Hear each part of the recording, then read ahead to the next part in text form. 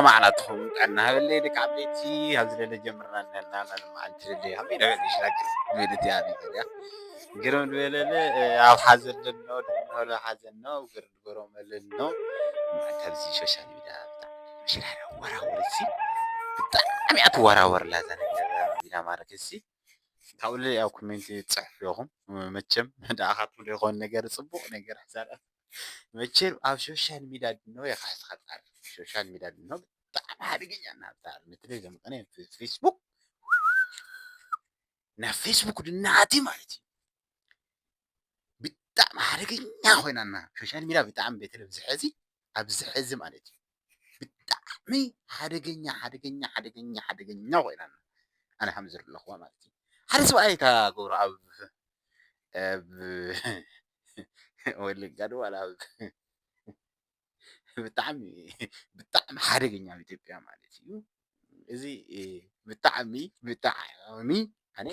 ኣድንቆ እየ ብዞም ሰብኣይ እዚ ማለት እዩ ብጣዕሚ ኣድናቆ እየ ወላይታ ዝገበሮ ሰብኣይ ማለት እዩ ጓልኻ መቸም ዓርክኻ ወኻያ ተኸባኸብካዮ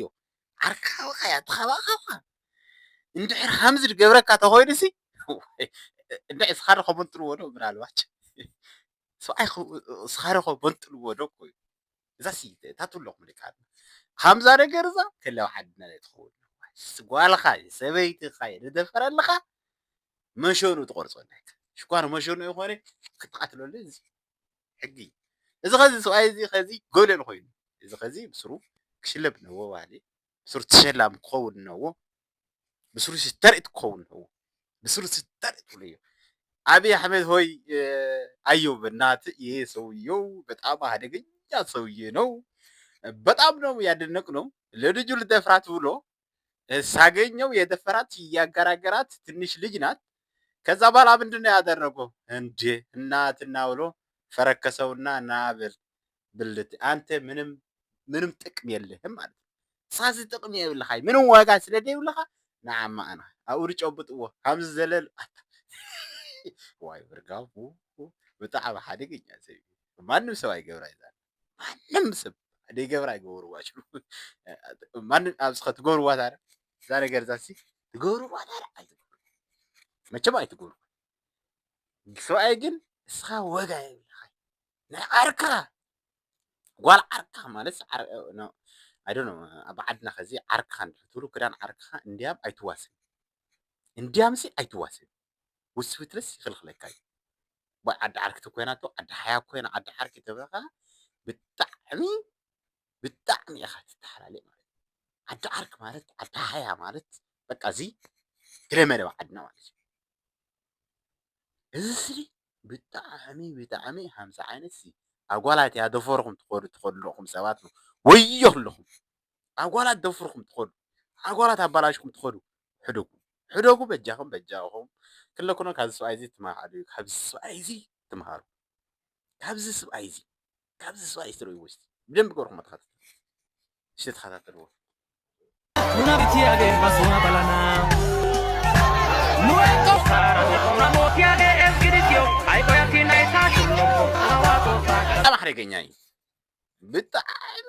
بتعمي إذنه نجرزي قال خارج فرلها مشون تقرصه ما تعرفوا قايل قاتلوا يقول من الوجه مشون مغرات زي وقع سرير يقولوا تاي خاطقوا همزة عن السوق يقول لي ولا ينام متشم هوي تقوليهم أقولات الدفرهم من هنا ما حمرت هوس اللهم هوي تقوليهم